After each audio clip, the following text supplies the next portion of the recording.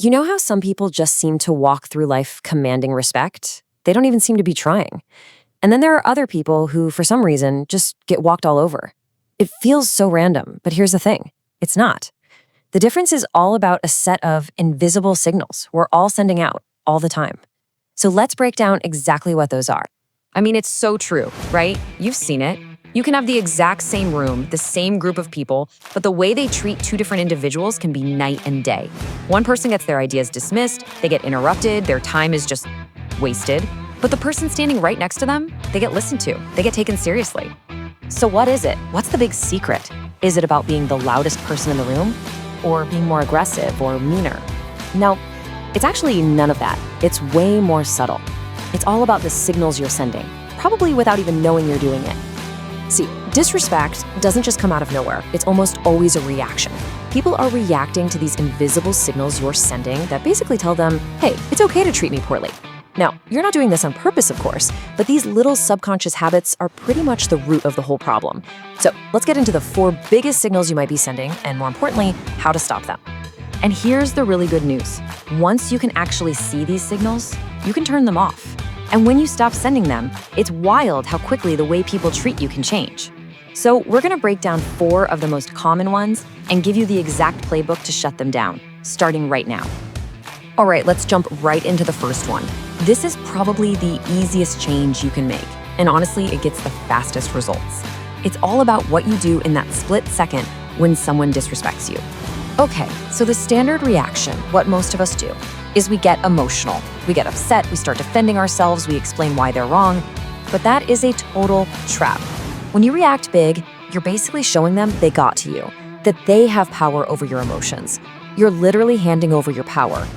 The truly powerful move, you do the exact opposite. You stay calm, you simply name the behavior, and then you just go quiet. This little phrase right here, this is your new superpower. Just 3 words, said calmly. There's this great story about a guy whose friend kept calling him a burger flipper to mock his job. And for a while, he just took it. Then one day, instead of getting mad, he just looked his friend in the eye and said, "That's disrespectful." And that was it. The friend was so stunned, he actually apologized, and he never said it again. So why on earth does that work so well? Well, it's all about the psychology. First, you're refusing to play their game. They're expecting a big emotional reaction, and you're just not giving it to them. You're demonstrating real power by refusing to give yours away. You flip the whole script. All of a sudden, you're the calm one in control, and they're the one who looks foolish. Okay, on to number 2. This one is all about your time. Because if you are always instantly available, you are subconsciously teaching everyone around you that your time has no value. Just think about it for a second. When you go to the doctor's office, do you wait for the doctor or does the doctor wait for you? You wait, right? Because their time is seen as valuable. When you reply to every text message the second it comes in or answer every single phone call, you're sending the exact opposite signal. This isn't about playing silly games, it's about signaling that you have things going on. Scarcity creates value. And here's another one of those magic phrases. Instead of just jumping to say yes to every request, this little sentence creates a buffer. It immediately signals that your time is managed, it's organized, and it's not just a free-for-all. It tells people, subtly, that they need to earn a slot in your schedule. Look, here's the bottom line. You set the price on your own time. If you treat it like it's cheap and give it away to everyone, that's exactly how they'll treat it. But when you start acting like it's the most valuable thing you have, well, other people will have no choice but to start doing the same. Which brings us to number 3. This one cuts right to the heart of the matter. You have got to stop letting bad behavior slide. Boundaries are the absolute foundation of respect. They're the lines you draw that tell people how they are allowed to treat you. Every single time you stay quiet when someone is rude to you, or when a friend cancels on you for the 10th time, or someone takes advantage of you, you are teaching them that it's okay. You're literally giving them permission to do it again. The only way to make it stop is to stop accepting it, right then and there. And look how simple these can be. It doesn't have to be some huge, dramatic confrontation. It's just a clear, firm statement.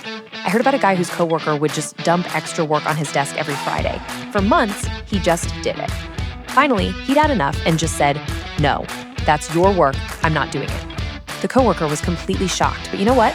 He stopped, and he actually started to respect the guy more. People respect boundaries. Okay, so our fourth and final point is probably the deepest one, but it's also the most powerful. The first three were about your actions. This is about your entire mindset. The single most powerful way to get respect is to stop trying so hard to prove you deserve it. Think about it. When you feel like you have to justify every choice, or defend your opinions like your life depends on it, or you're always listing your accomplishments, you're screaming insecurity. You're acting like your own worth is up for a vote. Genuinely confident people just don't do this. They operate from a place of assuming they belong. It's not arrogance, it's a quiet security that doesn't need anyone else to sign off on. This is what that quiet confidence sounds like. If someone questions you, you don't owe them a 10-minute speech. A simple, "I'm confident in this decision" is more than enough. It communicates that you don't need their approval. And the funny thing is, when you don't ask for their validation, they're way more likely to just give it to you. So when you put all four of these together, you start to see a bigger picture. Getting respect isn't about learning some complicated new set of social skills. It's not about adding anything at all. It's about subtraction. It's about getting rid of the habits that signal weakness. The strong, respected version of you is already in there. You just have to clear this other stuff out of the way. Now, knowing all of this is one thing, but actually doing something is what makes the difference. So let's talk about one simple thing you can do literally in the next 10 minutes. That's it. Seriously. Don't try to become a completely new person overnight. Just pick one of these, whichever one feels the easiest for you. Maybe it's just waiting 15 minutes to reply to a text. Or the next time someone makes a cheap joke, you just say, "That was rude." Just do it one single time today. And then just watch. See how the other person reacts. Notice how you feel. That one tiny win will give you the proof you need to do it again. Because in the end, that's really what this is all about. This is not about waiting around for people to finally decide to give you respect. You deserve it already, right now, just as you are.